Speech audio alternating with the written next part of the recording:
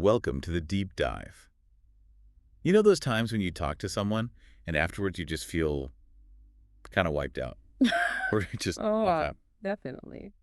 Well, today we're going to dig into why that might happen.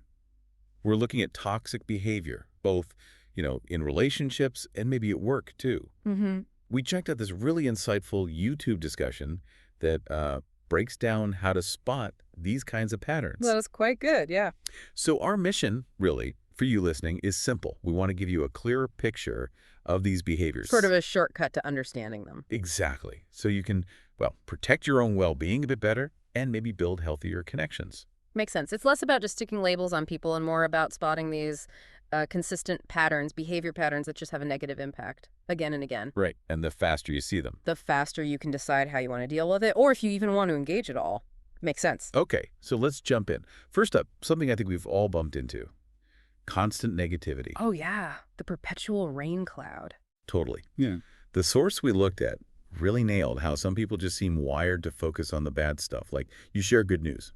And bam, they hit you with the, yeah, but, or what could go wrong is... Exactly. That's nice, but things could be worse or something Yeah. like that. It just sucks the joy out, doesn't it? It really does. It shifts the focus immediately, and it makes talking to them feel like, well, work, a burden. Yeah, like you're carrying their negativity too. Yeah. Okay, moving on from that. Manipulative behavior. This one's tricky because it's not always loud or aggressive. Right. It can be much more subtle. Things like guilt tripping, maybe small lies, Yeah. playing the victim. All to get what they want. The classic example being that phrase, if you really cared about me, you would, Ugh, yes. That one. It totally sidelines honest communication. It puts you on the spot, makes you feel obligated, even if it's not right for you. It really undermines your own autonomy, your own choices in the relationship. Precisely. It creates a really unhealthy dynamic. So unhealthy. Then there's the lack of accountability.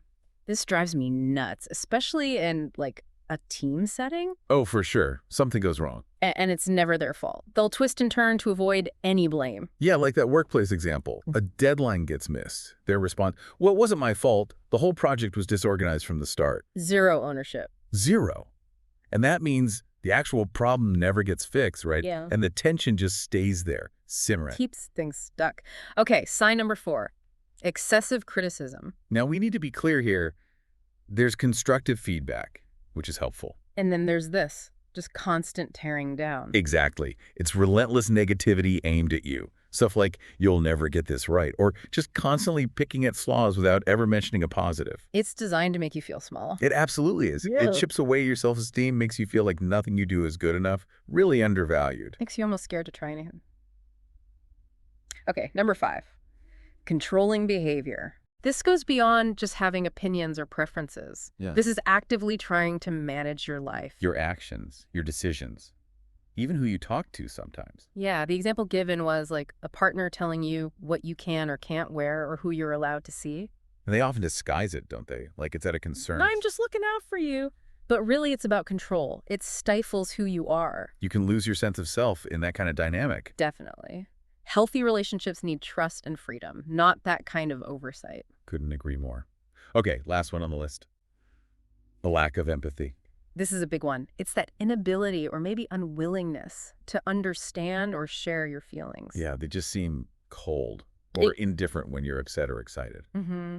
And they might dismiss how you feel, saying things like, oh, you're overreacting, or it's not that big a deal. That's so invalidating. It really is. It makes the whole interaction feel completely one-sided. You feel unheard, unseen. It's just emotionally draining. Leaves you feeling totally alone in it. Okay, so let's quickly recap those 6 signs for everyone listening. Okay. We had constant negativity, Manipulative behavior, lack of accountability, excessive criticism, controlling behavior. and that lack of empathy we just talked about. Right. And the main point from our source really is that just recognizing these signs in your interactions, Yeah, that's the crucial first step. absolutely. That awareness is power. It helps you start setting boundaries, protecting yourself and choosing healthier situations. That's all about safeguarding your well-being. Exactly. Which leads us to maybe a final thought for you to ponder. Consider which of these signs, if any, might be the hardest for you personally to spot in your own life. Ooh, interesting question. Yeah, thinking about why a certain behavior might fly under your radar could actually tell you quite a bit about your own relationship dynamics and maybe what you need to be more aware of. Food for thought.